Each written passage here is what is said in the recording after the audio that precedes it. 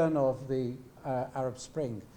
I don't know if it was before you left, Syria turned upside down, or afterwards, but it did coincide with that turning point in 2010 and 11. So a very experienced ambassador. He's got a fantastic sense of taste for food, and he has engaged Iraqis better than any other ambassador that I have seen. So he's taken full advantage of that to understand Iraq and understand the dynamics. I've been very impressed by his views, so I invited him to speak to us. So Ambassador, we would like you to tell us in your own ways some of your views and the UK views. First of all, what is the British policy in Iraq and Kurdistan region? That would be, I once asked you, and you were very, you eloquently articulated it nicely, so I thought it will be of great benefit here. We also would like to know your views about what you've seen so far, your experience over the last couple of years in Iraq and in Kurdistan. There must be barriers for progress. There must be some good things, some uncomfortable issues as well, challenging issues that make it difficult to translate your policies into action. But also there must be plenty of achievements that you would like to underline. Importantly, people here would like to know what role the United Kingdom plays in helping stabilize Iraq or the Middle East. People are aware of the UK's influence in the international dialogues about or negotiations on nuclear weapons, and you have your still your standing in Europe as well as your special relation with the United States. So clearly what you do is of great interest to people here. For us to understand where UK stands in all of this, who's better than yourself to talk about it? So I'll not give it any more length and leave it to you to crack on with it. Thank you.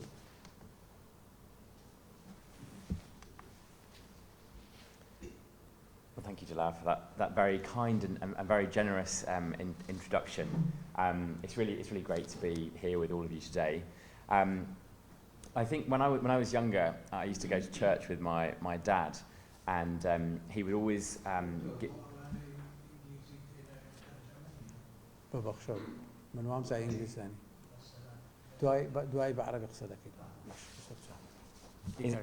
I could do Arabic if you want, but or English. What do you prefer?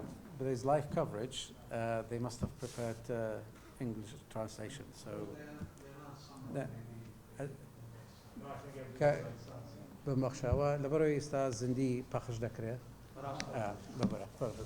You carry on. Okay. All right. If that's okay. Thank you. Thank you again for the very kind and generous introduction. Yes, I was just saying, when I was younger, I would go to church with my dad, and my father would always be furious if the priest spoke for more than 7 minutes. He said that 7 minutes is the absolute longest anyone can pay attention to a sermon. So I've set myself a timer, and I will go a bit over 7 minutes today, but I'll try not to go too much over that. Look, it's great to be here. I'm very conscious, just looking around the room, at how much expertise there is sitting around this table when it comes to the Kurdistan region of Iraq and when it comes to Iraq. So any of the things I say, I'm conscious there are people with more expertise than me, and I make all of these points and recommendations with a sense of humility. As Dalal has said, I'm going to try to cover a few things. First, to set out very clearly and frankly the UK's policy on Iraq. Second, to talk about some of the challenges we face. Third, to talk about, you asked me to touch on the US-Iran rivalry and how that affects Iraq and the KRI. And actually fourth, I might venture some policy recommendations. And then I think afterwards, when the cameras have gone away, we've got a chance for Q&A, and then I'll tell you what I really think. Then there's a chance for an even more frank discussion.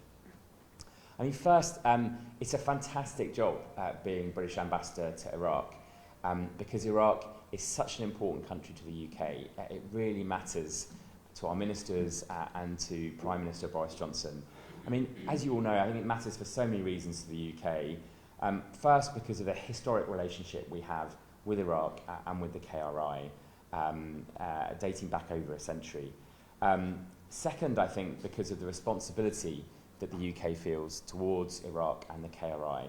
That's partly as a result of our shared history. I think it's partly also as a result of the recognition of the really severe challenges that the people of Iraq and of the KRI have faced in recent years. And then, of course, also for the UK, Iraq is so important to the UK security. We obviously saw the horrific events of the rise of Daesh between 2014 and 2017. And Daesh was a threat not just to the KRI, not just to Iraq, not just to the region, but it was the number one threat to the UK security as well. And whilst we recognise that Daesh has been defeated territorially, we know it hasn't vanished, and we know that many of those causes that led to the growth of Daesh are still there. So for all those reasons, Iraq and the KRI are hugely important to the UK. The UK's overall aim in Iraq and the KRI is to support a stable and prosperous Iraq. There's no hidden agendas here. We just want stability and prosperity for everyone in Iraq and the KRI. And we, as I was saying to Delaware the other night, we have three main priorities when it comes to UK policy towards Iraq. Three main focuses. First, we believe it is vital to strengthen the institutions of the state in Baghdad and Erbil. We know that there won't be stability in Iraq and within the KRI until you have strong, capable and responsive institutions. Now, clearly there's a difference in the strength of institutions between Erbil and Baghdad. And by the way, throughout all of my remarks, I probably will focus more on Iraq, and I'm happy to go into more detail on the KRI in the Q&A. But we know that without strong institutions, without a strong army, without a strong judiciary, without a strong counterterrorism service, and without strong and capable ministries, there won't be stability and there won't be prosperity in Iraq. And we're also very frank that particularly since 2003, the state in Iraq has been severely weakened, and it will take a long time to put it back together. So that's our first priority, and we have a lot of programmatic work focusing on strengthening different bits of the state, whether it is the judiciary or the Ministry of Finance or our support to the Iraqi armed forces. But we recognise that if British policy, and frankly if international policy towards Iraq was only focused on strengthening the state, and if we were successful in that, in 20 or 30 years' time, we could end up with an Iraq that looked a bit like Saddam's Iraq, or perhaps one that looks, dare I say it, a little bit like some other countries in the region that we would not want to model. So our second priority is to strengthen civil society and to address the long-term socio-economic causes of conflict.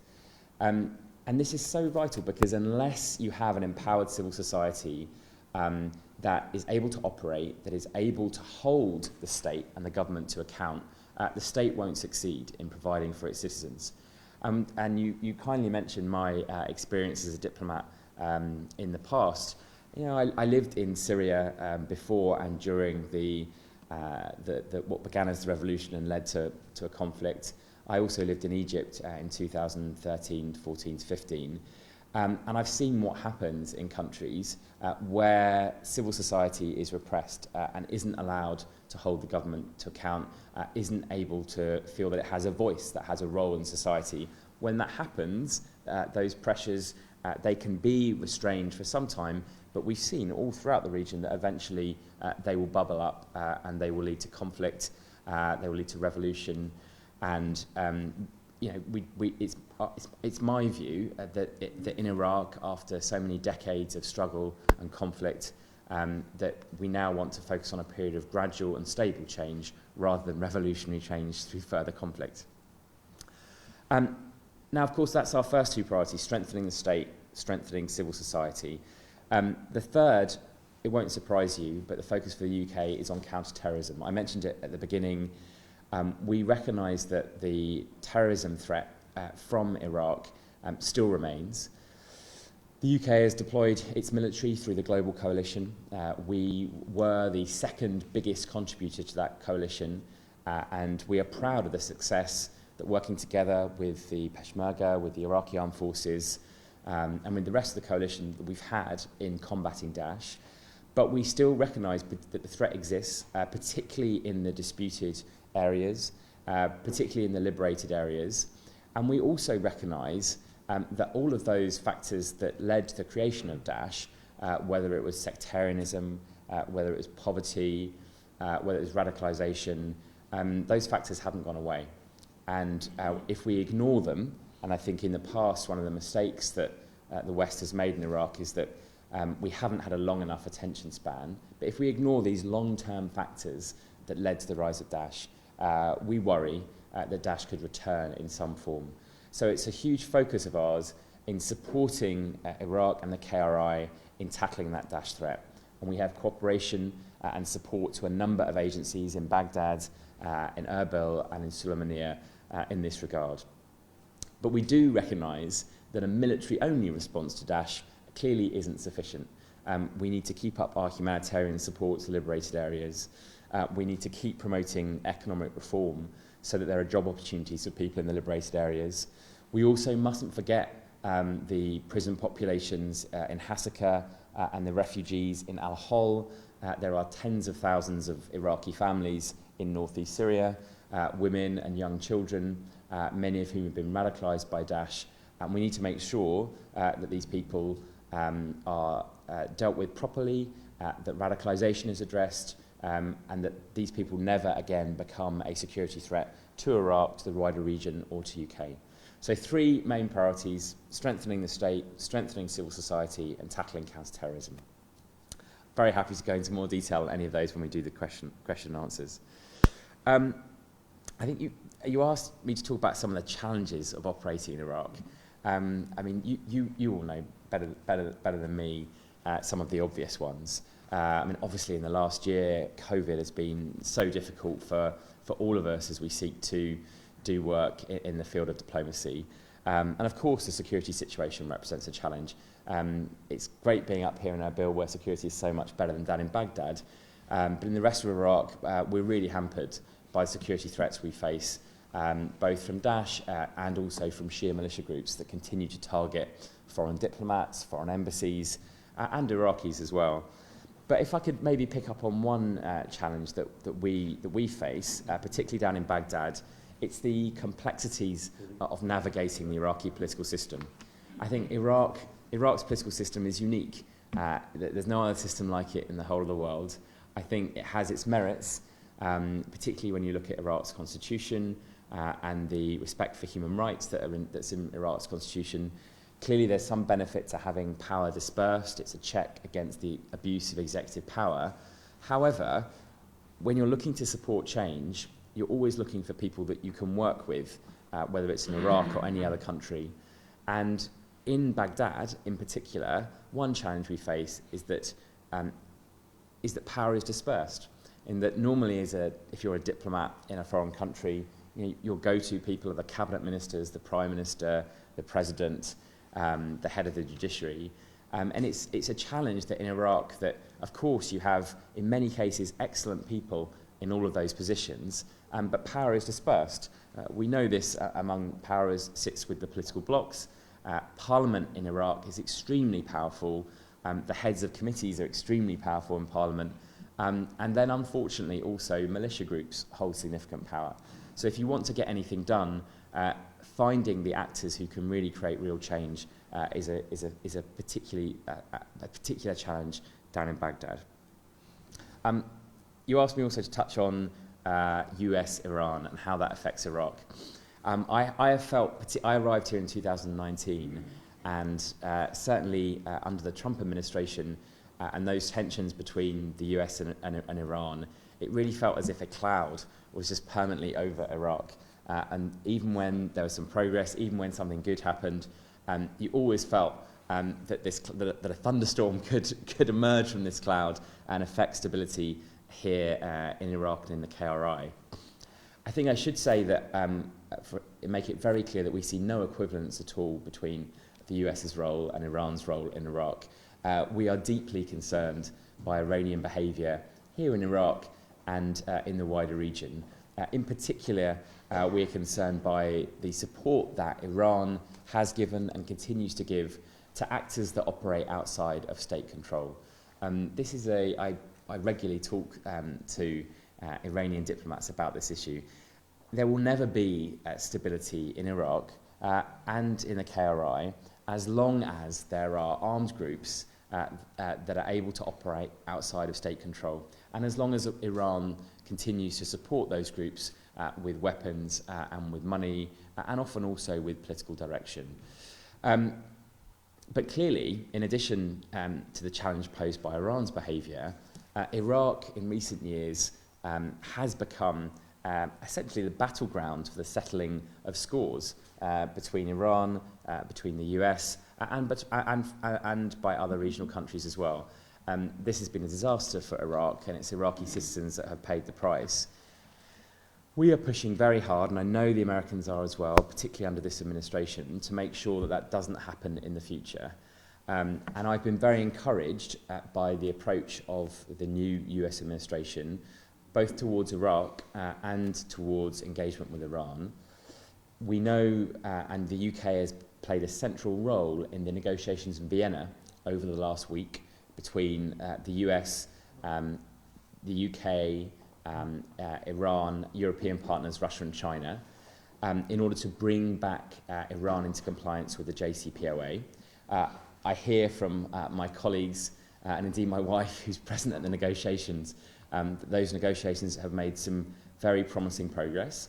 There is still some way to go, but the UK very much hopes that the result of those negotiations will be Iran coming back into compliance with the JCPOA. Now, I know that there is concern in the region and in Iraq about those negotiations. Those negotiations are focusing on the nuclear file, but the UK is very clear that we also need to address Iran's behaviour in the region.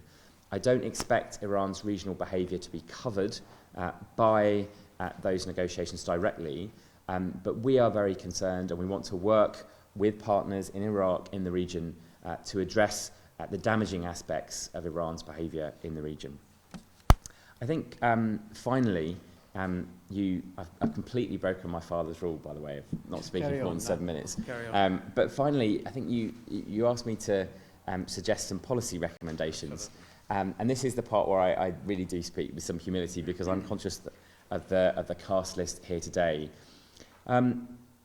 I think, look, on the security side, if there's one lesson I've learned as someone who tries to contribute towards policy making here in the Middle East, it's the need to take a long-term perspective. It's the need to think over 20, 30 years and not what's good over 6 months, 1 month, or even 5 years. And I think if we're being self-critical as the West in Iraq, I think our approach, particularly since 2003, has suffered from a lack of long-term thinking. So I think what's good for us, I would suggest, is good also for policymakers here in Baghdad and Erbil to take a long-term approach, and particularly on security, to address those long-term issues that have led to the creation of Daesh and support for Daesh, whether it is tackling radicalisation, tackling education, dealing with IDPs, refugees. All of these things take a long time to achieve. Second, I believe there needs to be more of a focus in Iraq on accountability. I think since 2003, we've seen huge abuses of human rights. Most recently, since October 2019, with the killing of almost 700 protesters in Baghdad and other southern cities. We've seen the announcement of many inquiries and investigations and promises, and yet we've seen very few arrests and prosecutions of those people who are responsible for killing protesters. Likewise, for firing rockets that have killed Iraqis, that have killed Americans, and have also killed a British soldier. And why does this matter? I mean, first, because obviously for justice, we want people to be held accountable, but also because I believe the lack of accountability is corroding confidence in Iraq's political system.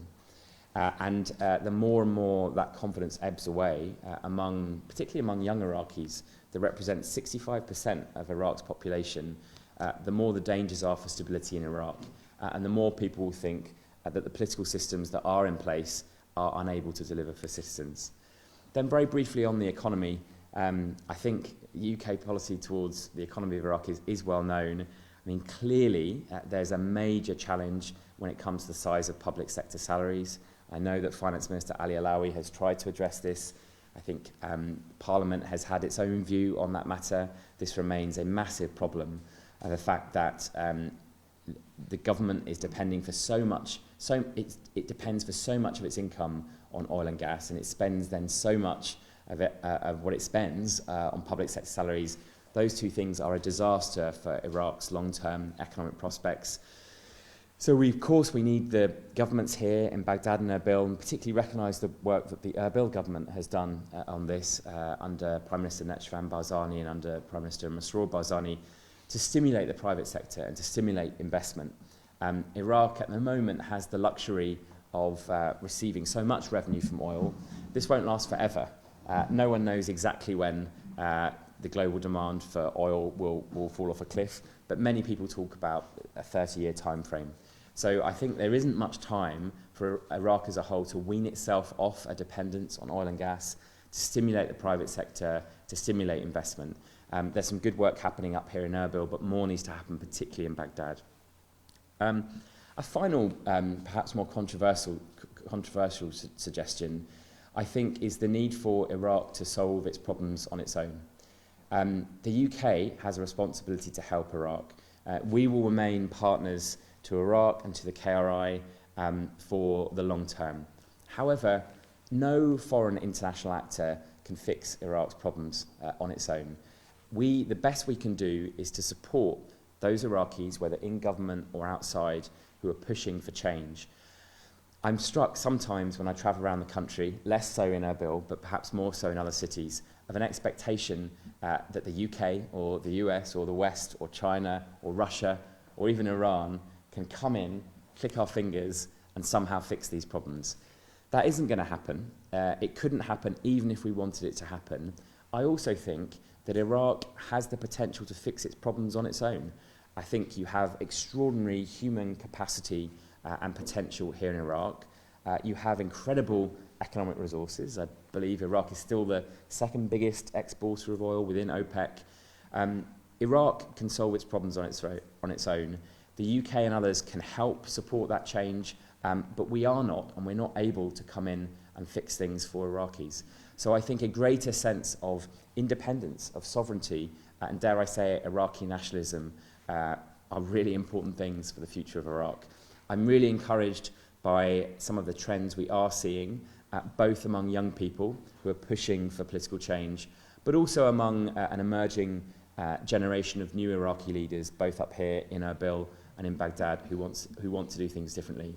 So I speak with a sense of optimism about the future, and I also think the elections, which are coming up in 6 months' time, provide a real opportunity for Iraqis to push for that change. I'll leave it there for now, and very happy to engage in a more frank question and answer session. Thank you.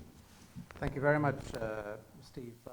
As part of the introduction still, I might just ask you to touch on a couple of other things of great importance to both people here and the audience that is now seeing it live.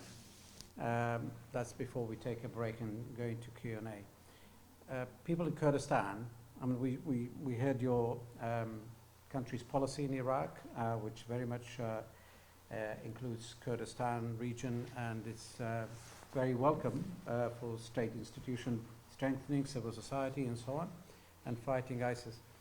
At the moment, I'm not going to touch on economy and other things, but people in Kurdistan are worried at the moment about a few things to do with security.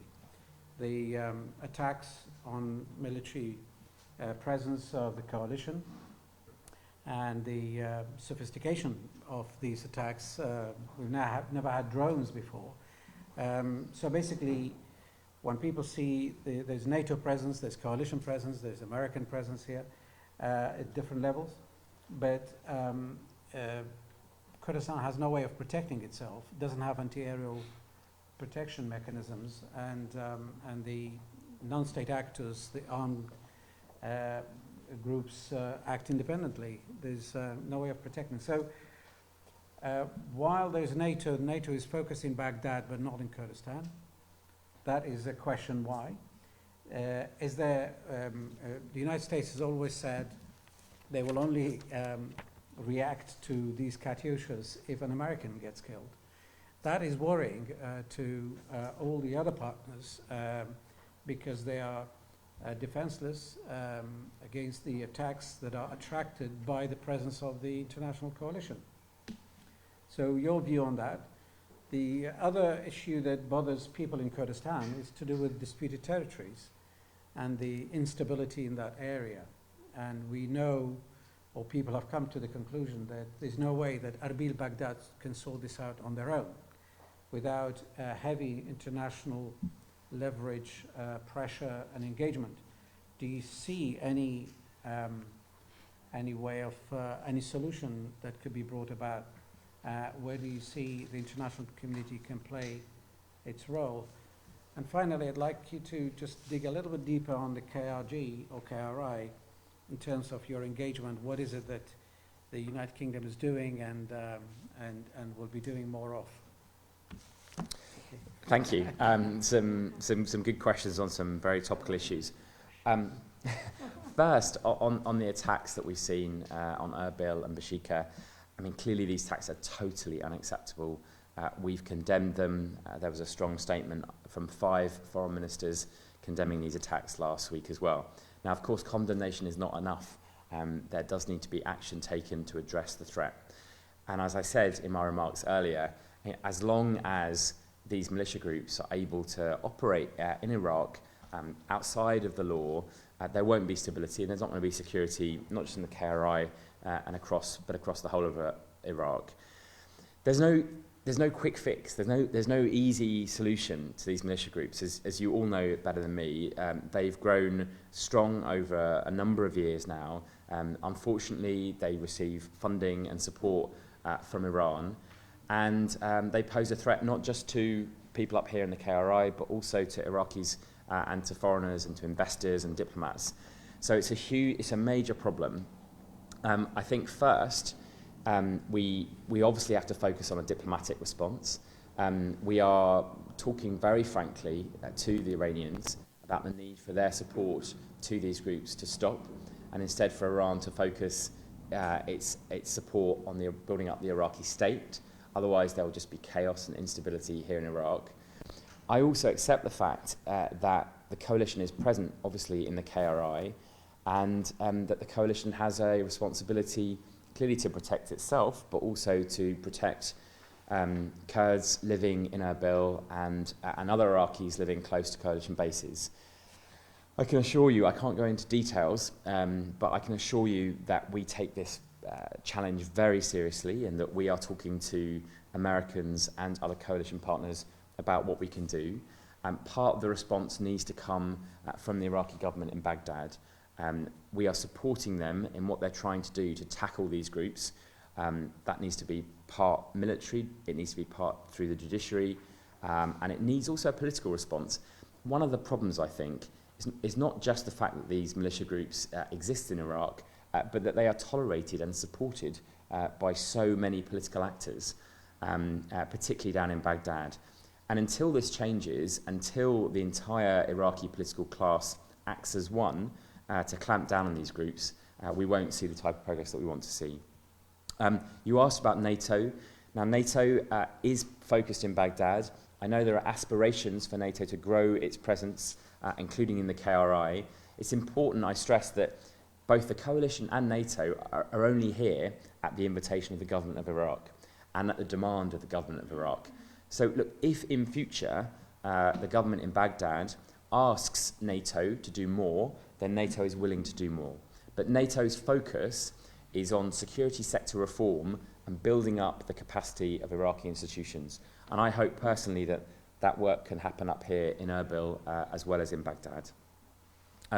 You asked about the disputed territories. I completely agree that there's a huge challenge here. that I think has been largely neglected by much of the international community, partly because it's really difficult.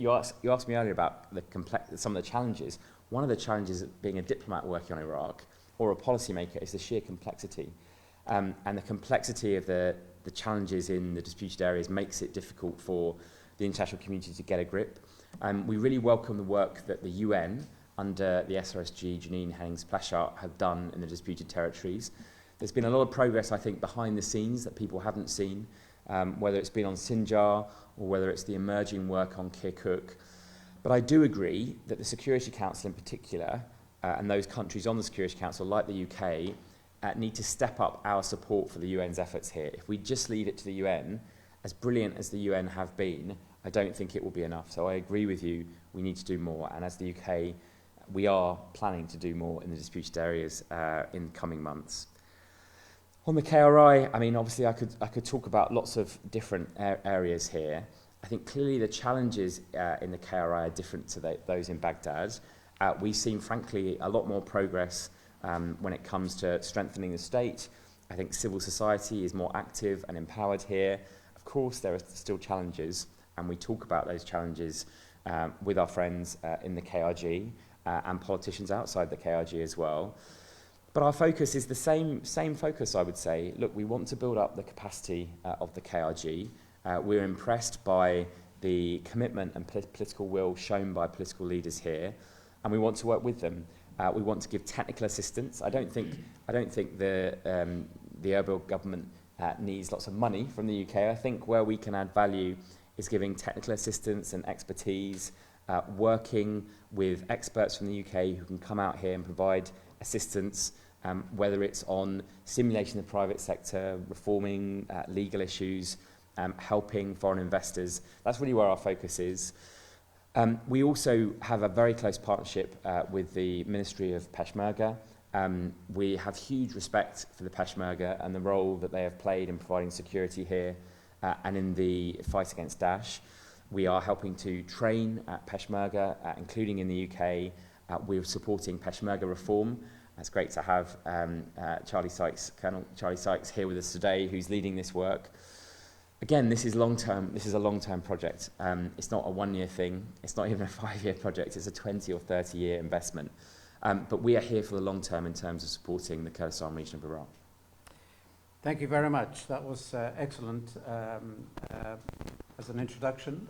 This will conclude the first part of the session today. We'll have a 3-minute break. We'll start again.